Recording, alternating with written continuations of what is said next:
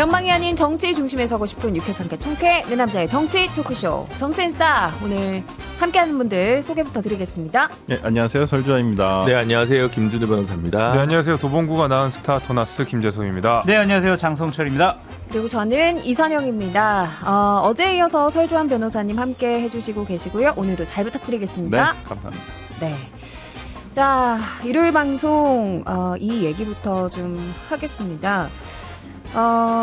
주말인데 연이은 흉기 사건 때문에 어디 나가시기도 조금 불안하실 것 같습니다. 신림동 흉기 난동 사건의 충격이 채 가시기도 전에 경기도 분당 서현역 일대에서 퇴근 시간 벌어진 이 흉기 난동으로 14명이 다치는 끔찍한 일이 목요일에 일어났고요. 또 금요일에는 바로 다음 날에 대전의 한 고등학교에서 교사를 흉기로 찌른 사건, 또 강남 고속터미널 인근에서는 또 흉기를 소지한 남성이 경찰에 붙잡히는 일도 있었는데요. 정말 세상이 어떻게 돼가는 건가 너무너무 불안하실 것 같아요. 어떻게들 보내셨어요? 그 주위에서 참 문자 보내오시더라고요. 네. 무서워서 밖에 못 나다니겠다라고 그러고 저희 애들도 막 무서워서 밖에 못 나가겠어요. 그래서 저도 조심해라. 일찍 집에 다녀라. 이렇게 얘기를 하고 있는데 전문가들은 이런 얘기를 해요. 묻지마 범죄가 일어나는 이유는 경쟁이 치열한 빈부격차가 큰 사회에서 일어난다. 특히 운둔 생활 하던 사람들이 갑자기 TV를 보다가 폭력물이 난무하고 여러 가지 범죄가 벌어지면은 나도 모방범죄 해야지. 화를 풀 곳이 없으니까 뭐 이런 얘기를 하던데 대책을 어떻게 해야 될지 모르겠어요, 정말. 그쵸. 이 백주대낮에 마트나 백화점에서 이런 일이 벌어지면 정말 어떻게 불안해서 어떻게 살겠습니까? 그러니까 저도 어머님, 아버님한테 조심하라고 얘기했다가 이거를 어떻게 조심해야 되나 싶어가지고. 일단 예방 자체가 쉽진 않아요. 이게 이제 전 사회적인 예방책으로 가야지만 되는 것이라서 뭐 예를 들어서 뭐 단기적으로 어떤 처방이 돼서 정책이라든지 이런 부분이 돼가지고 뭐 고쳐진다 이렇게 될 수는 없어요. 물론 어제 바로 이제 경찰청장의 그러니까 그 경찰청장의 담화 이후에 지금 예. 뭐 보니까 뭐 서현역 이번 사고가 발생했던 서현역이라든지 아니면 그 사람들이 많이 유동인구가 많은 역 같은데 지금 경찰 기동대 스와트가 상주하면서 오히려 방범 치안 활동을 하고 있더라고요. 보니까 네. 그런 사진도 제가 봤었는데 이제 그런 것도 이제 어떤 뭐 단기간 처방이 될 수는 있겠지만은 장기적으로 본다거나 그렇다고 한다면 어떻게 진짜 우리가 소위 말하는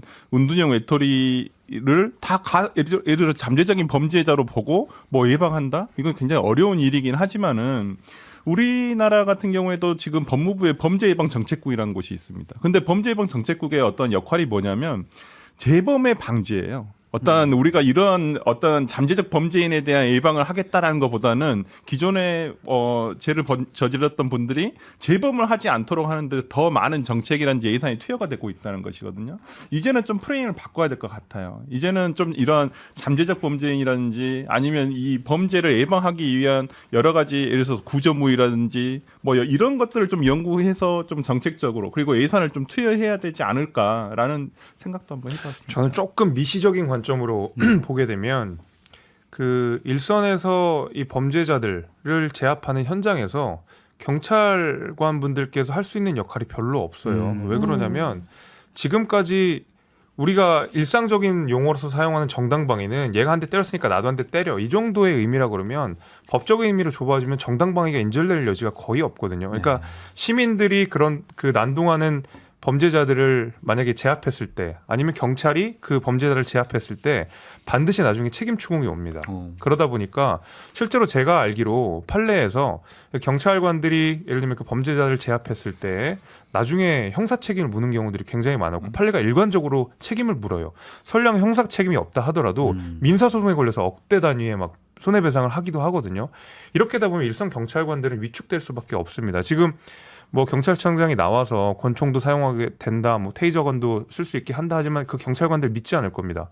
그렇게 해서 가이드라인 정해줘도 결국 뭐 범죄자들이 나중에 저 사람이 나 때렸어요, 저 사람이 나 괴롭혔어요 해가지고 소송 걸면 경찰관들이 다 배상해야 되거든요. 근데 이거에 대한 뭐 좀 준칙 같은 것도 국회가 좀 바꿔줄 필요가 있다고 생각합니다. 김 위원장이 말씀하신 건 좀 사후적인 일에 대한 것 같고 지금 이제 경찰이 이야기하고 있는 것 그리고 당장에 하고 있는 거는 강남역에 전술 장갑차까지 배치를 해서 예비적으로 완전 사전에 확 잡겠다라는 입장이에요. 김 변호사님 이게 효과가 좀 있을까요? 예방이 될까요? 근데 그게 지속 가능한 정책이 아니잖아요. 그럼 계속 거기 경찰 인력을 갖다 두려고 하면 사실은 맞지 않는 것 같고, 그러니까 경찰력만으로 이 뭐랄까 예전에 그 치안이라고 하는 개념이 잡힐 수 있냐? 이게 사실은 공동체가 해체되고 사회가 해체돼서 생겨난 문제를 경찰의 물리력만을 동원해가지고 될까 싶어서 지금 정부는 근데 그런 물리력 동원이나 또는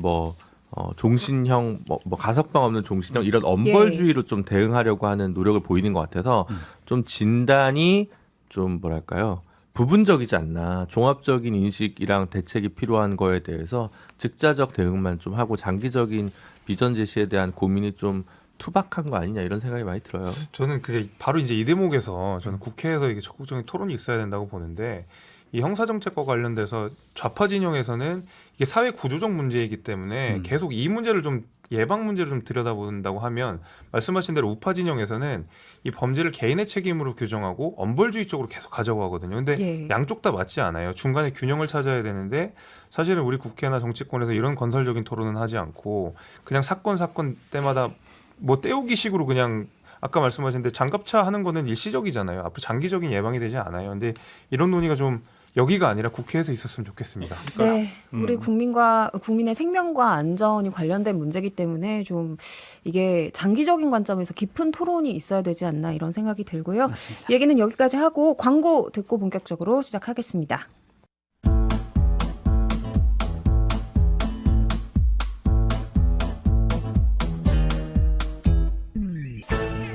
유쾌한 정치 토크쇼 정치인싸. 네, 8월 6일 일요일 정치인싸. 오늘 본격적인 얘기는 한 언론사에서 여의도 X파일이라면서 공개한 문건 이야기로 시작해 보겠습니다. 엑스파일이라는 단어는 좀 가급적하지 마시죠. 그럼 뭐라고 해야 노이무제 될까요? 걸려요. 괴문서. 괴문서. 좋다. 네. 좋습니다. 아, 그러면 괴문서 계란하고 얘기 드럼통에 생각. 해볼 텐데요. 이게 뭐 그 언론사에 공개된 그 캡처 화면을 보니까 어쨌든 이렇게 중요한 이름들은 다 가려져 있더라고요. 근데 이제 굵직굵직한 분류가 친유승민, 네. 이준석, 오세훈계 전현직 의원들과 또 원외 당협위원장, 또 충성도가 부족한 의원들, 네. 사회적 무리를 빚은 의원들, 수사 기소 대상 의원들 뭐 이런 식으로 분류를 해서 나름대로 국민의힘에서 총선에는 안 된다 싶은 의원들을 분류해놨다는 이런 문건이에요. 그럼 이 괴문서에 대한 장 소장님 생각부터 들어볼게요. 이거는 국민의힘 쪽에서 만들었을 것 같아요. 어. 거기에 나온 사람들과 경쟁자 쪽에서 만들었을 가능성이 높다라는 좀 생각이 들고, 조금 알려지지 않은 내막적인 얘기도 부적격자로 이렇게 적시를 해놨더라고요. 그런 것을 보면 내부 사정을 어느 정도 아는, 내년에 출마하고자 하는 집단 아니면은 세력 아니면 어떤 특정인이 이런 것을 좀 만들었다. 선거를 의식한 거다. 그렇죠. 경쟁자를 이거 탈락시킬 수 있잖아요. 왜냐하면 여기에 이름이 올라간 분들은요 상당히 곤혹스러울 수밖에 없어요. 이제 부적격자라며 이렇게 막 프레임에 갇히게 돼버려요. 상당히 곤혹스럽고 앞으로 이런 문건 많이 나올 거예요. 아마. 근데 네. 지금 이게 진위 여부가 파악이 안 됐어요. 그래서 이제 다른 언론사들은 좀 조심하고 있는 분위기긴 하거든요. 진짜일까요, 가짜일까요, 김재석 의원? 저는 가짜라고 보는데, 왜냐 저랑 친한 분들 다 계시더라고요. 네, 그 소위 뭐 이렇게 대부분 다 아실 거예요. 여러분들이 지금 듣고 계시는 분들이 이 사람들 하는 사람들이 거의 다 그분들이에요. 그러면 잘 썼다는 거네요? 그건 뭐 잘 썼다고 할지 못 써야 될지 잘 모르겠지만은, 근데 전형적으로 이게 공천 시즌 되면 돌아다니는 괴문서의 일종인데, 이게 저는 딱 그렇게 보였어요.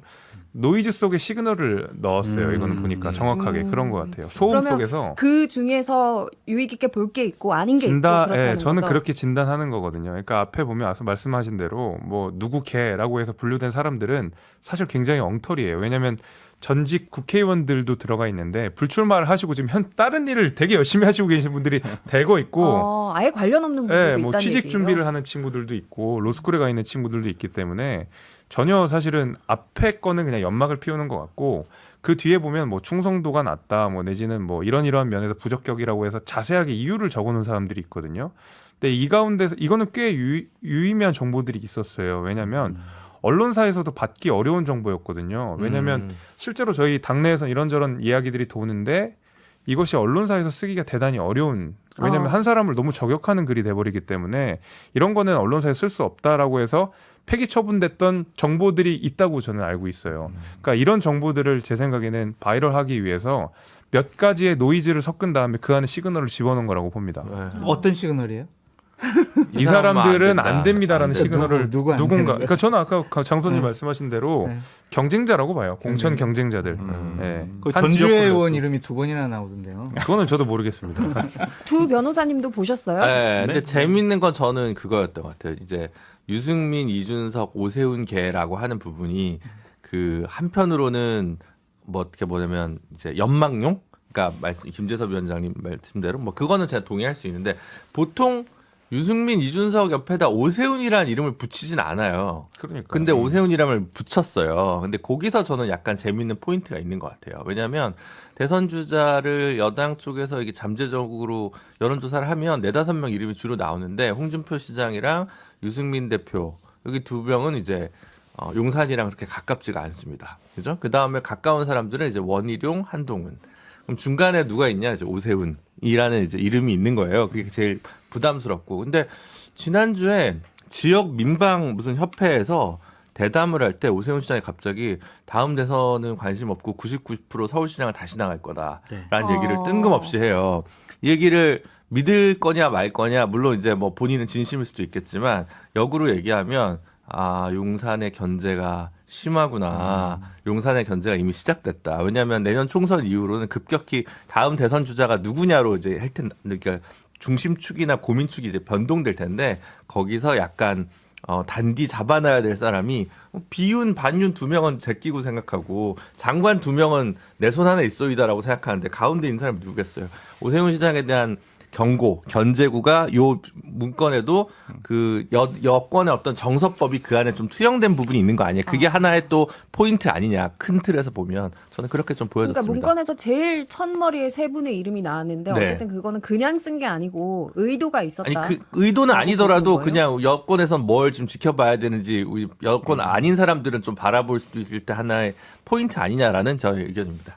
아, 근데 저는 특히 이제 오세훈 개라고 불리는 것도 잘 모르겠어요. 거의 저도. 없죠, 사실은. 네, 근데 그 안에 이제 들어가는 명단을 봤는데, 그러니까 제가 이제 앞서서 말하자면 뭐 어느 개라고 해서 하는 것들이 다 연막이라고 보는 게 사실 그렇게 분류하기 어려운 분들도 제법 있어요. 그러니까 되게 불순물들이 많이 섞여 있고 저는 방점이 뒤에 적혀 있다고 보는데 이제 거기에 대한 진위 여부는 모르겠어요. 하지만 이제 당내에서 돌아다니는 소문들이 꽤 내부자들이 알 수 있는 정보들이었기 때문에 저는 이제 뒤에 어떤 공천 경쟁자들이 몇 개를 그 중요한 정보를 심어서 이것들을 좀 바이럴 시키려고 하는 아주 대단히 정략적인 의도가 담겨 있는 괴물사라고 생각합니다. 그러면 설 변호사님도 보셨다고 네. 하셨으니까 그 전에 들어본 얘기들이 좀 적혀 있던가요? 네, 뭐 그 전에 있던 분도 계시고, 하여튼 저 기존에 국민의힘 분들 만났을 때 굉장히 뭐 들었던 얘기들이 거의 다 있었고요. 뭐 좀 의아스러운 분들도 약간은 있었어요. 그래서 저도 저도 국민의힘 쪽에 계신 분한테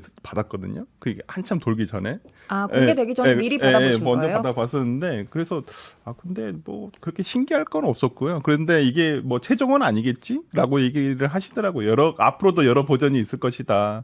그렇게 말씀을 하시더라고요. 이것도 모반범 범죄 나올 거예요. 이제 민주당에서 이제 민주당 공천 부적격자 명단 해가지고 아마 그건 나올 거고 되게 이제 재기발랄한 사람들이 이런 거 자꾸 만들어서 돌려요. 그냥 본인들 영향력을 유지하려고 하는 것도 같고 또 재미삼아도 해요.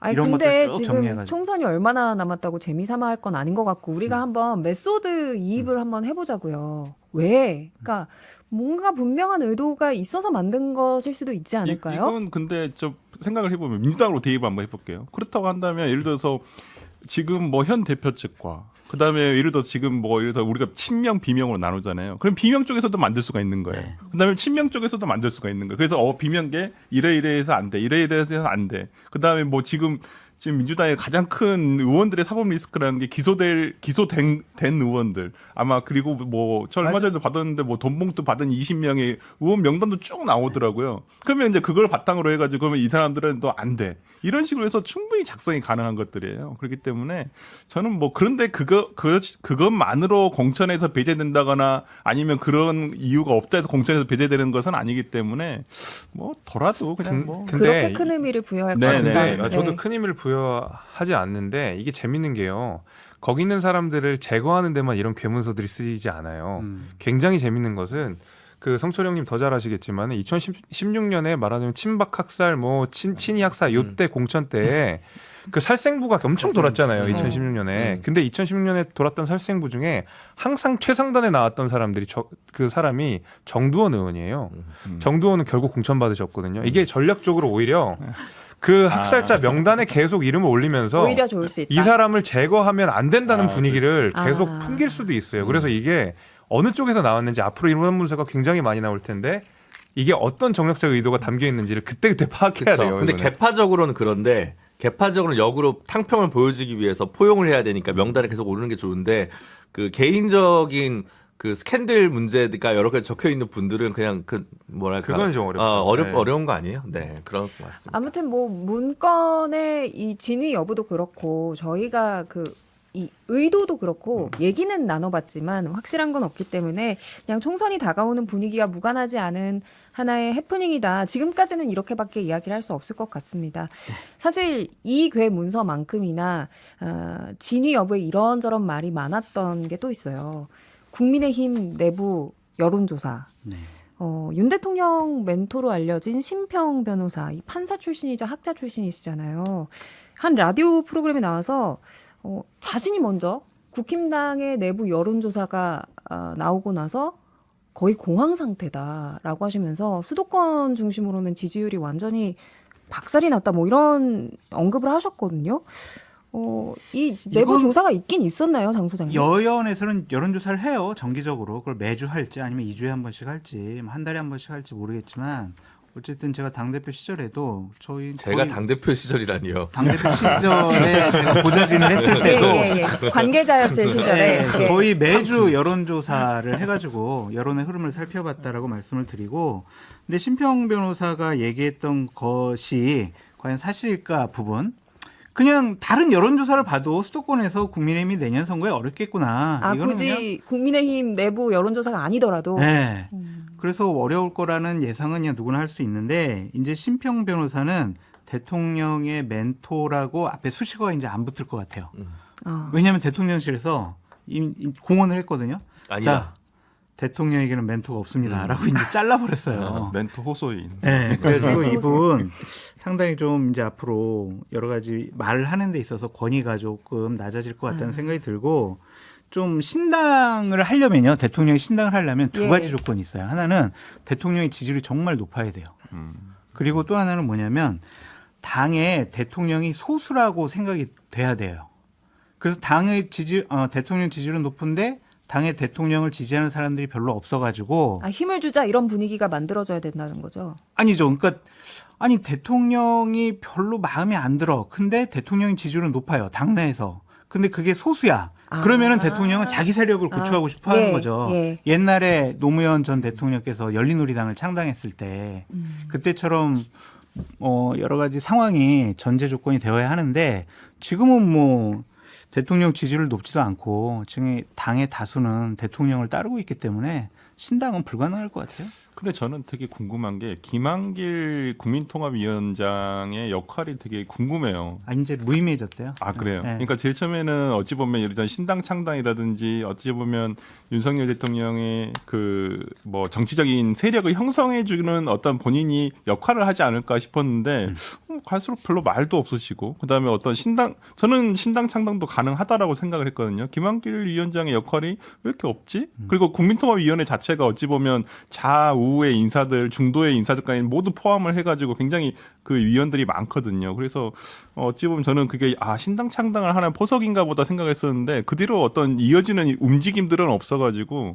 그런 부분 좀 의아하게 생각하고 있었는데 이런 심평 변호사의 이런 신당 창당에 대한 얘기가 나왔을 때 그런 거일 수도 있겠다 생각이 들었는데 장 소장님 말씀만 따나 지금 국민의힘 자체가 이미 윤석열 대통령의 지위를 따르는 의중이 충분히 투영되는 당이기 때문에 신당 창당의 필요는 없을 수도 있겠다. 그러니까 지금 저희가 신당 창당 이야기가 나온 게 심평 변호사가 그 여론조사 이야기를 하면서 이런 말을 덧붙였어요. 윤 대통령이 이렇게 말했다는 걸 얼핏 들었다. 뭐라고 말했냐면 도저히 국민의힘은 안 되겠다. 신당 창당까지 생각했다. 이렇게 윤 대통령이 말했다는 걸 얼핏 들었다는 말씀을 하신 거예요. 그래서 이제 신당 창당 얘기까지 저희가 하고 있는데 김준호 변호사님은 어떻게 들으셨어요? 근데 저는 뭐 솔직히 이렇게 말씀드리면 뭐 명예훼손적 요소가 있을지 모르겠는데 신 변호사님 얘기를 저는 그렇게까지 신뢰해 본 적이 사실 많지는 않습니다. 그러니까 정확한 리소스를 가지고 얘기하시는지 솔직히 약간 언어의 수사학의 인플레를 좀 많이 느껴서 이 좀 정보의 진위 여부에 대해서 뭐라고 하지 그죠? 이재명 사퇴설에 대해서 장성철 소장을 의심스럽게 바라보는 것처럼 약간 저를 못 믿어요? 아니 저는 믿습니다. 네. 근데 이제 그러니까 약간 그런 부분에서 좀 여기 이렇게까지 같이 부여를 해야 되나라는 고민이 하나 있고요. 두 번째로는 저는 그 최근에 뭐 여러 가지 있습니다만 국민의힘이나 용산이 내년 총선에 있어서 일당이 되겠다는 목표를 접은 적은 없는데 과반을 목표로 중도 확장성을 위해 가겠다는 목표는 없는 것 같다는 생각이 들어요. 그거보다는 순수 열통이 좋다 이런 생각을 하는 것 같고 맞아요. 그렇다면 구태여 중도를 끌어안는 모양새 바깥에 뭔가를 만들어서 합당이나 뭐 이렇게 해가지고 신당을 만들어내는 그 흐름을 굳이 돈 쓰고 시간 쓰고 머리 써가면서 할 필요성을 못 느끼는 거 아니냐. 그래서 국민의힘의 총선 전략이 무엇인지가 좀 보인다. 그걸 전략이라고 할 수 있을지 모르겠지만 네, 그런 생각이 좀 들었어요. 장제원 의원이 몇 달 전에 그 말씀을 하셨어요. 무조건 민주당보다 한 석이라도 많으면 된다. 이렇게 말씀을 하셨어요, 공개적으로. 그렇기 때문에 그러니까 지금 국민의힘에서 가장 원하는 것은 아마 국회의장 자리일 거예요. 한 석이라도 많아서 국회의장 자리를 가져와야 된다. 그래야지만 의회에도 우리가 민주당에 뺏긴 것을 자기들이 주도권을 가질 수 있다고 생각을 하기 때문에 과반 목표는 물론 과반을 가져가면 더 좋겠지만은 과반이 안 되더라도 민주당보다 한 석 더 많아서 국회의장을 가져올 수 있도록 하는 것이 저는 그게 전략인 것 같아요. 네, 그런데 그렇게 이게 뭐 한 석이라도 더 가져오는 게 중요한 상황이잖아요. 국민의힘 입장에서는. 근데 이준석 전 대표가 라디오 프로그램 나와서 이런 발언을 했습니다. 총선 구도를 점지는 발언을 하면서 숫자까지 명확하게 100대 180 정도로 점을 쳤거든요. 이거는 어떻게 들으셨어요? 지금 예를 들면 국민의힘이 어떤 선거 상황에서도 이길 수 있는 지역이 대충 100개 정도 되는 것 같아요. 영남, 그다음에 강남 3구, 충청도 일부 이렇게 해서 강원도 이렇게 해서 일부 다 합치면 그게 한 100석 정도 되는 거고요. 나머지가 이제 180석 정도 되니까 굉장히 이제 구체적이지만 또 거친 숫자가 이제 100대 180인 것 같고요. 진영으로만 따지면. 근데 저 이준석 대표 입장에서 할 만한 것 같아요. 저는. 왜냐하면 모든 선거 전략에서 가장 하지 말아야 되는 게 이번에 저희가 180석 차지할 겁니다. 이게 제일 하지 말아야 되는 전략이거든요.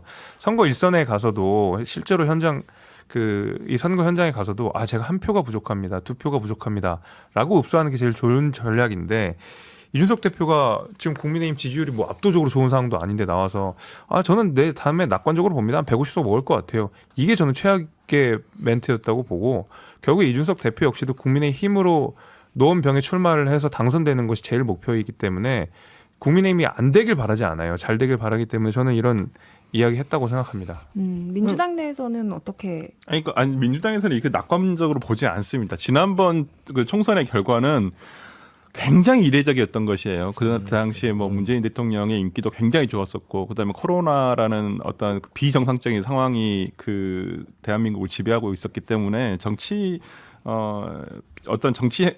이렇게 그 지도상으로 봤었을 때는 굉장히 이례적인 것이었고 누구도 예상을 하지 못했을 거예요. 그건 자력으로 이룰 수 있는 게 아니죠. 그렇죠. 네. 진짜 하늘의 뜻이 놓아서 저는 됐다고 보고요. 저는 뭐 이준석 대표의 말이 민주당에서도 오히려 더 내년 선거가 쉽지는 않다. 그렇지만 희망은 있다. 이렇게 생각을 하고 있는 거예요. 지금 뭐 여론조사 결과상으로 보더라도 그렇게 일방적으로 어느 당에 쏠리거나 이러지는 않을 거라고 생각을 들고. 이재명 대표가 없으면 희망이 있을 거예요. 이재명 대표 지금 그만 휴가 중이신데. 그러면 일단 여기까지 듣고 2부에서 다시 뵙죠. 지금 여러분께서는 6회, 상쾌, 통쾌한 정치 토크쇼 정치 인싸를 듣고 계십니다. 네, 정치인싸 일요일 방송 2부 시작하겠습니다. 넘어가기 전에 아까 설 변호사님 얘기를 좀 들어야 될 것 같아서 네, 이어서 좀 드릴게요. 국민의힘에서도 지금 총선 전략이 과반을 차지하는 것도 중요하지만은 오히려 그게 안 된다고 한다면 오히려 장제원 의원 같은 경우는 몇 달 전에 그런 얘기도 하셨거든요. 민주당보다 한 석만 많으면 된다. 오히려 그래서 이제 국회의장 자리를 가져오는 것을 목표로 하는 것이기 때문에 아마 국민의힘의 총선 전략이 그렇지 않을까 싶습니다. 네, 그리고 홍준표 대구시장도 관련해서 말씀을 좀 하셨습니다. 국민의힘이 내년 총선에서 이기려면 작대기라도 모아야 한다. 이준석도 안고 가라. 유승민도 안고 가라. 이런 말씀을 하셨거든요. 물론 SNS로 남겼다가 삭제하기는 했어요. 다들 보셨죠? 네. 예, 장성철 소장님 어떻게 보셨어요? 원론적인 얘기고 이게 옳은 말이에요. 당연히 국민의힘이 가장 힘이 셌을 때가 언제냐? 작년에 지방선거 전이에요. 그때는 이준석도 윤석열 편, 유승민도 윤석열 편, 안철수도 윤석열 편. 그래서 진영이 보수파 진영이 하나로 뭉쳤었거든요. 그때 지방선거에서 대승했잖아요. 근데 그 이후에는 다 그냥 한 명씩 한 명씩 발로 뻥뻥 차버렸어요. 내 말 잘 안 들어? 오케이. 그럼 너는 나가. 내쫓아버렸거든요. 진영이 분열되면 선거 못 치릅니다. 그러니까 갤럽 여론조사를 보면 우리가 금요일 날 나왔던 여론조사를 보면은 보수 쪽에서 윤석열 대통령이 좀 잘 못하는 것 같아요. 부정평가가 대략 30% 가까이 나와요. 그러면 이건 내년 선거 치를 수가 없어요. 진영이 똘똘 뭉치고 중도로 외연 확장해야 선거를 이길 수가 있는데 보수 내에서 분열되어 있다? 이러면은 어려우니까 홍준표 대표는 시장은 다 품어라. 하나 되라. 그래야 선거 이긴다. 라는 아주 기초적인 원론적인 얘기를 하셨다. 근데 정말 기초적인 얘기인데 약간 장 소장님 얘기 팩트에서 제가 의문을 품는 게 지방선거 전에 네. 똘똘 뭉쳤느냐. 네. 똘똘 뭉치고 사심이 없이 공천을 했으면 과연 김은혜 수석한테 그 당시에 지사 후보를 줬겠냐. 그게 유승민 대표한테 지사 후보를 줬으면 김동연 지사 지금 없었다고 저는 맞아요. 봅니다. 네. 그때부터 내년 총선 전략이 보이는 거예요. 과반이 아니어도 좋다. 친정 체제가 더욱 좋다. 맞아요. 친정 체제고 그냥 민주당보다 한 석만 더 많으면 된다. 이게 지금 용산과 국민의힘의 지도부의 생각인 것 같고 저는 그게 좀 이해가 안 가는 거죠. 뭐 똑같은 얘기. 예를 들어 민주당이 왜 이낙연 총리를 적극적으로 현재 지도부가 품지 않느냐라는 얘기랑 저는 같은 거예요. 이낙연을 품으면 되고 저쪽은 유승민, 이준석을 빨리 품으면 되는데 그 쉬운 걸 그렇게 하기 싫어하니까 되게 좀 이해할 수 없는 거죠. 상대방 진영에서 보기. 보수 진영에서 제일 힘이 셌던 거는 뭐 지난해 지방선거 때가 아니라 예전에 한나라당 때죠. 근데 질서 있는 다이나믹스가 있었던, 그러니까 소위 말하는 소장파 남원정 이랬을 때가 저는 보수 정당이 말하자면 대한민국 정치의 줄이었던 때라고 생각하거든요. 그때가 가장 힘이 좋았던 걸 생각해 보면 저는 당연히 이준석, 유승민 같이 가야 된다고 생각합니다. 근데 그것이 선거 막바지에 있으면 저거 봐라 또 선거하니까 저렇게 한다라는 얘기 분명히 나올 거고 미리미리 같이 가야 되는 거라고 저는 생각합니다. 미리미리. 미리미리. 네. 그렇죠. 괴문서대로 네. 하지 말고. 네, 그런 거 하지 말고 미리 좀 해서 이게 질서 있는 다이내믹스가 여기서부터 지금 이뤄져야지 선거 때 돼가지고 드디어 이준석이 우리 품에 왔습니다. 이런 거 아무도 믿지 않을 겁니다. 근데 안 네. 그럴 것 같아요. 저도. 되게 이제 유승민, 이준석 이 두 분에 대한 국민의힘의 핵심들은 아주 되게 날카롭고 심한 말을 해요. 사석에서는 더욱더. 그러니까 우리 사람 아니다. 그러니까 저는 윤 대통령의 어떤 본인이 검찰총장까지 하면서의 그러한 스타일이라고 해야 되나요? 그러니까 일사불란하게 검찰 조직처럼 일사불란하게 대한다는 거예요. 지금 대통령실, 그다음 국민의힘 내 말 한마디가 예를 들어서 진행 방향이고 속도고 이렇게 된다는 거예요. 근데 지금 어찌 보면 여의도는 그렇지 않거든요. 정부 조직은 당연히 그 장의 어떤 의견이라든지 성과를 낼 수 있는 조직이지만은 여의도는 그렇잖아요. 각각 개개인의 국회의원들이 어떤 누가 뭘 하자 해가지고 그냥 일사불란하게 움직이는 것도 아니고. 근데 제가 봤을 때는 윤 대통령의 생각은 국민의힘도 그렇게 돼야 된다라고 생각을 하시는 것 같아요. 그래서 내년 총선에서 그래 우리 뭐 비판하거나 감시하거나 어떤 옳은 소리 한다는 이유만으로 우리를 뭐 옆에서 이런 이상한 소리 하는 예를 들어서 비주류는 아예 없애고 아예 그냥 쳐버리고 정말 순수하게 대통령을 보좌할 수 있는 그런 조직으로 만들고 싶어 하시는 것은 아닌가라는 생각이 들어서 그래서 지금 이준석계나 뭐 유승민계 다 쳐내야 한다는 얘기가 아마 그래서 나오는 것은 아닌가 싶어요.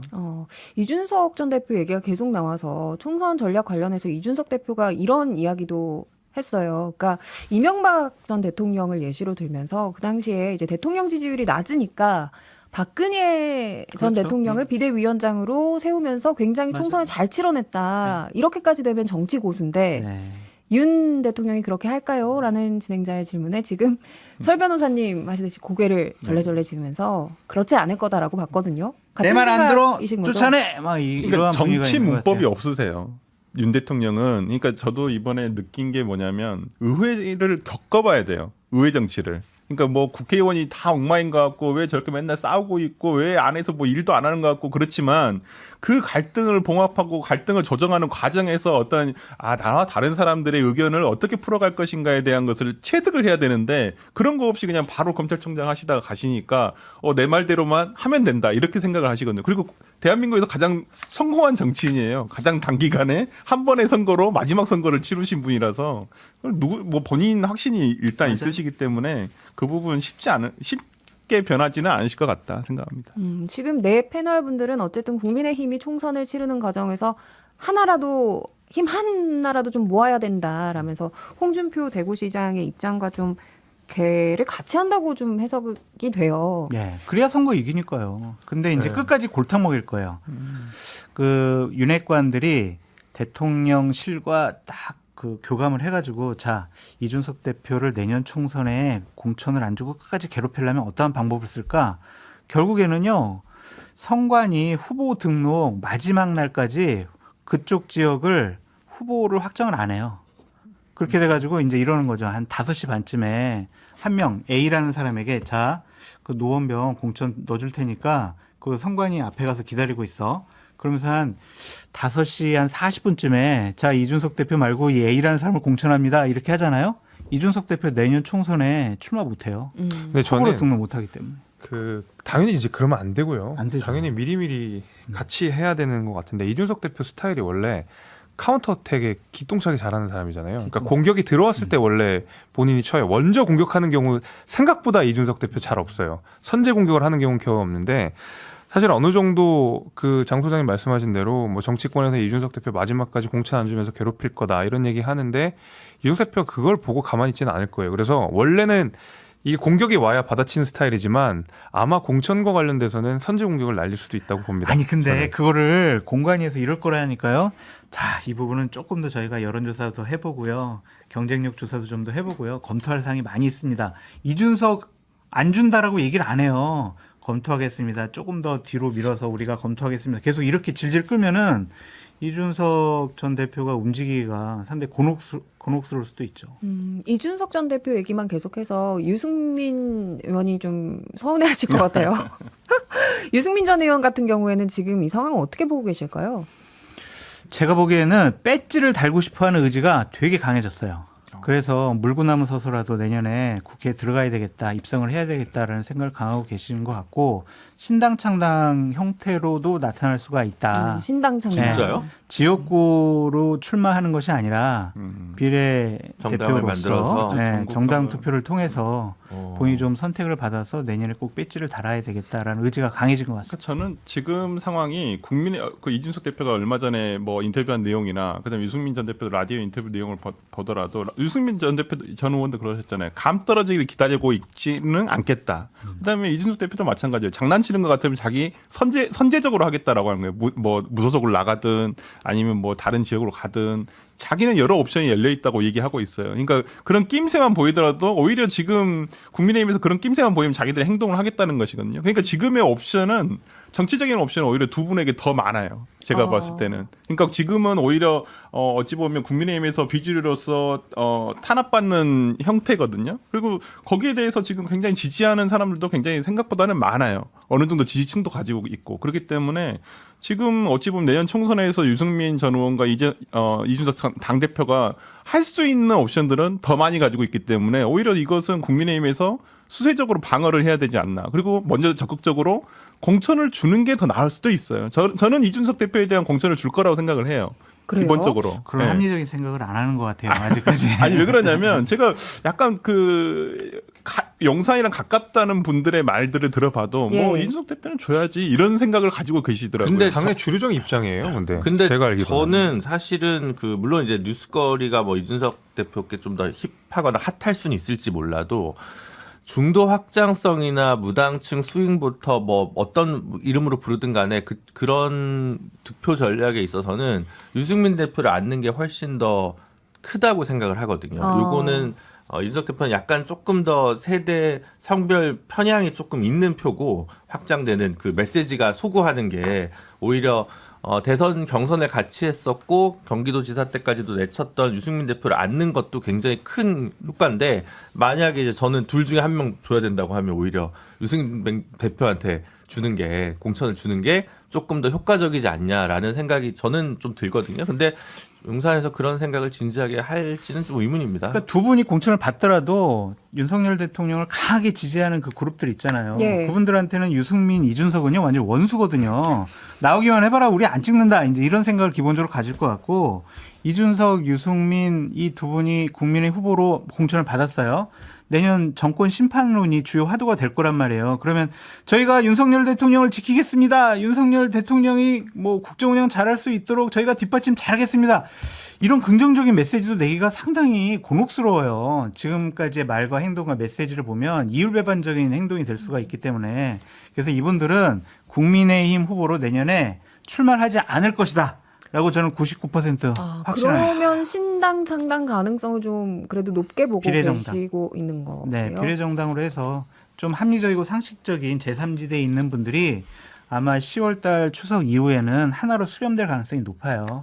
그래서 그분들이 비례 1번, 비례 2번 누구 이런 식의 행태를 통해서 국민들에게 정당 투표는 저희들에게 해주세요라고 할 가능성이 높죠. 지역구 출마하기는 상당히 어렵다라고 말씀을 드립니다. 사실. 가을에 선거법 개정되겠네요. 바로 비례정당 비례정당 없애는 걸로. 네, 이런 가운데 이제 시사점을 던지는 여론조사가 하나 있었어요. 한국갤럽이 지난 1일부터 3일부터 실시해서 금요일에 발표한 결과인데요.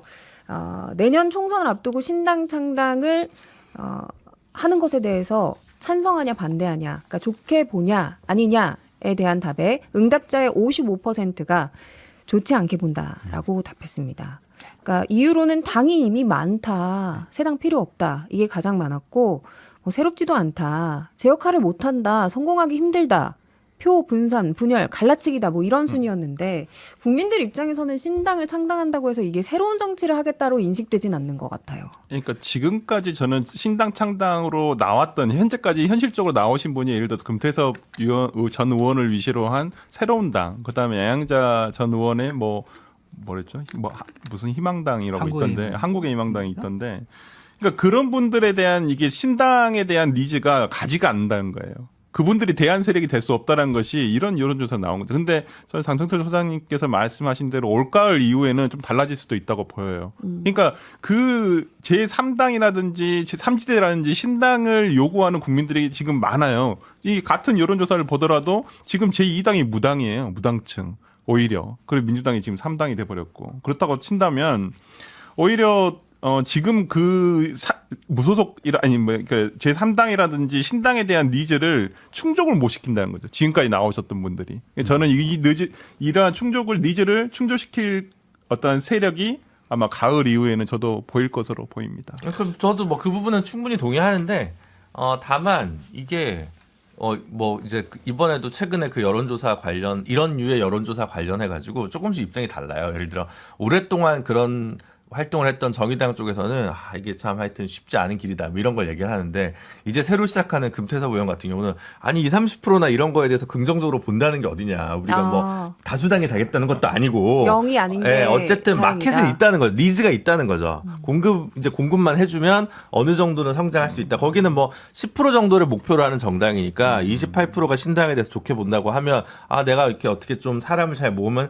해볼만 하지 않을까라는 생각은 할 수 있겠죠. 그러니까 그게 물론 현재 선거제도 하에서는 되게 제한적인 의석밖에 가져갈 수는 없지만 뭐 그래서 완전히 죽어있는 불가능에 가까운 도전은 아니지 않나. 목표점을 어디로 삼냐의 문제인 것 같아요. 근데 그 흔히 이제 선거를 앞두면 양당이 또 결집하잖아요. 늘 어떤 선거에서도 있었던 패턴이에요. 대선 때도 보면 뭐 당시 이제 윤석열 후보, 그다음에 이재명 후보 이 가운데서 무당층 지지하는 후보 없다 굉장히 많다가 선거가 가까워지면 가까워질수록 그 포션이 엄청 줄어들어요. 나중에는 거의 없어지거든요. 근데 이거는 모든 선거가 비슷하게 보여주는 패턴입니다. 이번 총선에서도 마찬가지라고 생각이 되고, 지금이야 뭐 제3정당 공간이 열려 있다고 하지만은 앞으로 그게 점점 줄어들 수밖에 없고, 되게 그런 거잖아요. 이제 뭐 장사나 사업을 할 때 있어서 저 사람들이 밥이 맛이 없다라고 해서 라면을 좋아하는 건 아니거든요. 라면 신제품 내놓으면 오히려 망해요. 맛있는 밥을 만들어야 되는데 지금까지 제3정당의 패턴들을 보면 아, 저 사람들이 밥을 싫어하는가 보다 하고 라면을 가지고 나와서 늘 실패했었거든요. 그래서 보수 정당에서 나온 제3당은 말하자면 그 전에 활동하셨던 분들이 그 말하면 잔당 같은 느낌으로 같이 이렇게 나와가지고 정당을 만들어서 실패를 하는 경우들이 많았고 마지막에는 반면에 이제 좌파 진영에서 나온 정당들은 결국 민주당이 가진 노선들과 흡수 합병되면서 거의 그 소멸의 길을 가게 됐던 경우들이 많아요. 그런 걸 생각해 보면 지금 보여주는 그 30%의 포션은 앞으로도 줄어들 수밖에 없고 그리고 그게 양당의 싫다가 제3당이 좋다는 아니라는 것도 분명히 해야 될 것 같습니다. 그렇죠. 네. 총선이 다가오면서 우리가 이런 이야기를 많이 하게는 되지만 사실 그렇게까지 바짝 다가오진 않았어요. 이제 다음 달이면은 한 6개월 앞으로 다가오기 때문에 앞으로 계속해서 할 이야기가 점점 더 많아질 것 같고요. 남은 시간이 얼마 없기 때문에 저희가 이 얘기도 하고 넘어가야겠습니다. 설주한 변호사님이 아까 네. 한국갤럽 관련해가지고 중앙선거 여론조사심의위원회를 꼭 언급해야 되는 거 아니냐고 방금 저한테 메모를 주셔서 1일부터 4일 동안 전국에 1,000몇 명이죠? 하여튼 자세한 내용은 거기 홈페이지에서 확인하시면 됩니다. 네, 꼭 오늘도 넣어달래요. 감사합니다. 네. 자, 이동관 방송통신위원장 이야기로 넘어가 보겠습니다. 이번 주에 인사청문회 준비단 사무실에 첫 출근을 했습니다. 출근길에 이제 기자들과 만난 자리에서 논란이 되는 발언을 하나 던졌어요. 과거 선전선동을 굉장히 능수능란하게 했던 공산당의 신문방송을 언론이라고 이야기하지 않는다. 이렇게 얘기를 했는데 뭐 직접적으로 어느 언론이다. 이 공산당 신문방송에 대한 사견을 아주 자세히 말하진 않았지만요. 여기에 대해서 대충 짐작을 하고 계신 부분은 있을 것 같거든요. MBC죠, 뭘. KBS고. 이 두 공영방송을 공산당 시절에 뭐 어용방송이다 뭐 이런 식으로 지칭하는 것 같은데 그냥 강한 의지의 표현 같아요. 그냥 MBC, KBS 사장들 바꿔서 내년 총선 때 국민의힘과 보수파 진영에 불리하지 않는 방송 환경을 조성을 하겠다라는 강한 의지의 표현의 발언이 아니냐라는 생각이 듭니다. 큰일 났어요, MBC. 아니 근데 궁금한 게 왜 보수는 정권만 잡으면 이렇게 언론사를 못 건드려서 안달이에요. 아니 문재인 정권도 그랬잖아요. 문재인 정권도 그랬어요. 그거는 에이, 솔직히.